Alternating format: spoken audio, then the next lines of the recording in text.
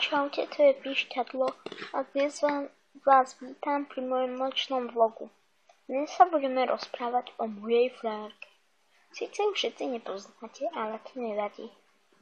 Možno, že už vás niekto poznal.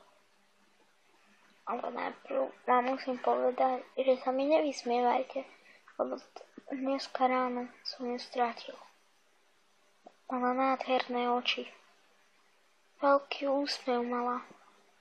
Nakoniec všetky vlasy, čo mala. Sponka, ktorú som jej kúpil, jej na jej pekné vlasy nestačila.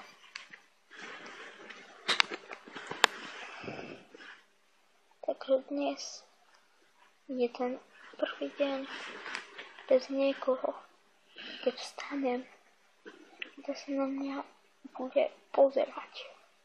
Bez niekoho, kto sa na mňa pozrie a nebude sa usmievať.